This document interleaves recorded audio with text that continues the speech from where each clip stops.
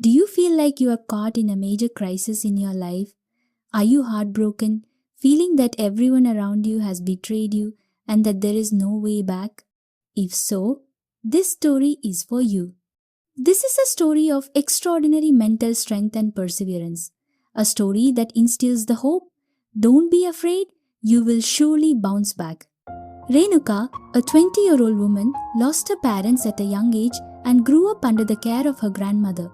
Due to poverty, she quit her studies at the age of 14 and went to work in a mill. Her grandmother, concerned for Renuka's safety, forcefully married her off as a second wife to a man who was 40 years old.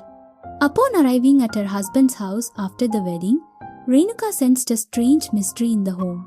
Her husband's first wife was still living there and she appeared to be 6 months pregnant. Renuka was confused. Why the desperate hurry to marry her when the first wife was already expecting?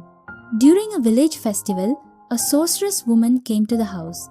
She performed a ritual on a skeleton and gave Renuka a holy water.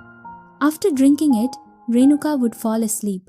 On the fourth day, Renuka became suspicious and pretended to be asleep without drinking the liquid.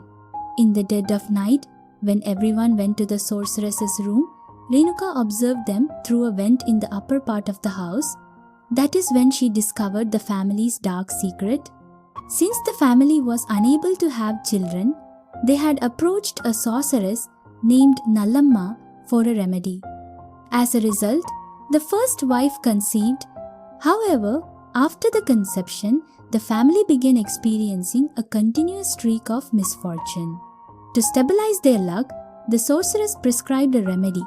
They must keep an auspicious girl with a mole on her left eye and an extra finger on her left hand in the house for 15 years. They found Renuka with these very signs, married her, and brought her in as a sacrifice. Renuka overheard them discussing that, since she was smart, if she ever found out the truth, they would chain her up and simply declare her mad. Renuka's hands and legs trembled upon hearing this. Without screaming or crying, Renuka pretended to know nothing, remained patient, and formulated a plan to escape. When the first wife gave birth, Renuka cleverly lied, saying, "I made a vow to the temple to do circumambulation every Friday for the baby's sake." They agreed to send her to the temple with 2 henchmen. Renuka knew that a train passed through that area only on Fridays. She planned that only by performing the circumambulation could she go behind the temple to change her clothes, using that time when the henchmen were waiting to make her escape. For 4 months, she went to the temple every Friday, learned the route to the railway station, timed the train schedule, and hid the necessary items for her escape along the way. On the planned day, Renuka, who went to change her clothes, did not return. The henchmen panicked upon hearing the train whistle. The men who searched for Renuka could not find her.